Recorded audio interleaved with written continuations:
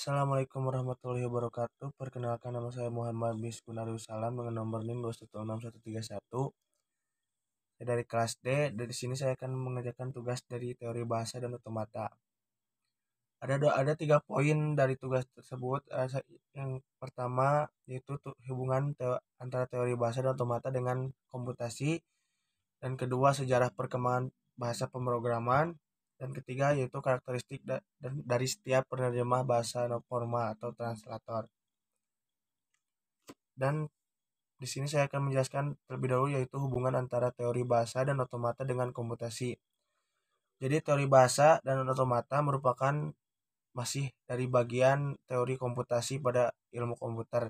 Beberapa teori komputasi dating dari bahasa dan rekayasa sistem, tapi kebanyakan dari matematika. Dalam hal ini, penekanannya adalah pada pemecahan masalah. Melalui contoh-contoh ilustrasi, masalah dapat dikenali latar belakang dari suatu konsep dan hubungannya dari definisi dan teorema yang ada.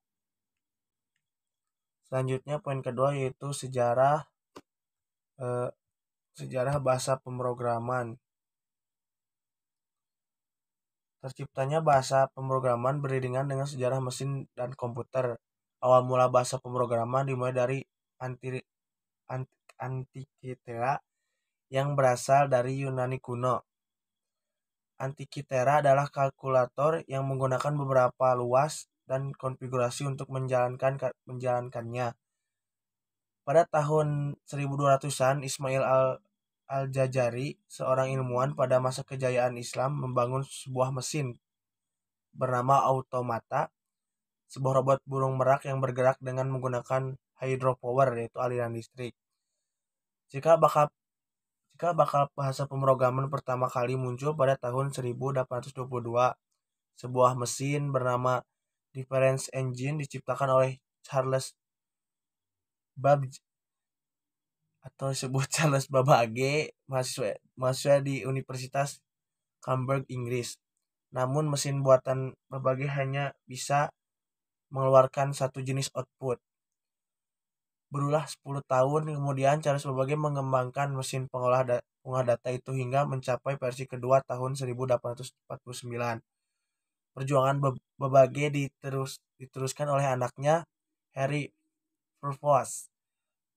Purpose membuat kopian dari perhitungan algoritma mesinnya dan mengirim ke berbagai institusi dunia. Dengan tersebarnya algoritma mesin Purpose, perkembangan semakin terjadi. Di tahun 1854, George Boole menemukan sistem logika yang disebut logika Boole. Logika ini menyatakan hubungan lebih besar, lebih kecil, sama dengan, dan tidak sama dengan.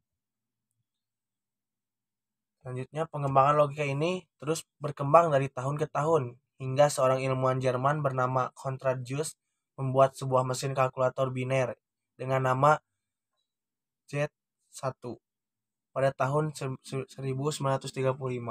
Kemudian pada tahun 1939, Zuse dipanggil untuk mengabdi pada militer dengan membuat Z-2 dan dilanjutkan dengan Z-3 dan Z-4. Ketika sedang mengembangkan Z-4, Zuse sadar bahwa bahasa pemrograman dengan bahasa mesin terlalu rumit. Bahasa mesin ini tergolong bahasa tingkat rendah karena hanya kumpulan kode 0 dan 1 atau ya dan tidak. Setelah melakukan penelitian selama setahun pada masa 1945,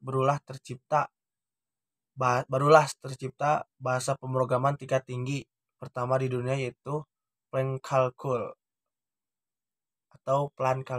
Dengan Plan Calculus terbukti bisa menciptakan mesin catur komputer pertama di dunia. Shortcode dicetuskan pada tahun 1949 sebagai bahasa pemrograman tingkat tinggi pertama untuk mengembangkan komputer elektronik yang diciptakan oleh John Mauchly. Namun programnya harus ditranslasi ke dalam bahasa mesin setiap dijalankan. Ini membuat kinerja program dalam memproses kode memakan waktu yang cukup lama. Alec Glenay dari Universitas Manchester mengembangkan bahasa pemrograman AutoCode di awal tahun 1950-an. Sebagai bahasa pemrograman, bahasa ini menggunakan compiler yang mengkonversi secara otomatis bahasa di bahasa mesin. Awal bahasa pemrograman pertama kali digunakan pada tahun 1952 untuk komputer Mark I di Universitas Manchester. Selanjutnya itu John W. Backus membuat proposal ke atasannya di IBM International Business Machine Corporation untuk mengembangkan sebuah bahasa alternatif yang lebih praktis dari bahasa assembly untuk memprogram IBM 704 mainframe komputer dengan nama Formula Translation atau yang kita kenal dengan Fortran. Kompiler Fortran berhasil diselesaikan pada April 1957.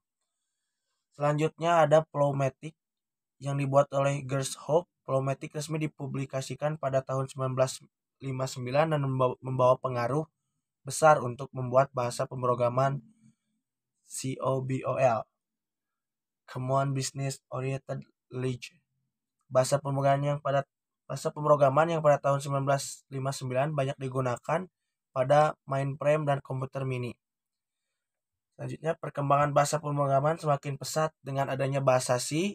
Dennis Ritchie dan Brian Kernighan menciptakan C awalnya untuk mesin DES-PD-11 atau DES-PDP-11. Dengan adanya bahasa C, banyak bahasa baru bermunculan seperti C++, Java, dan banyak lagi. Bahasa pemrograman akan terus berevolusi menjadi semakin mudah diseiring dengan perkembangan zaman.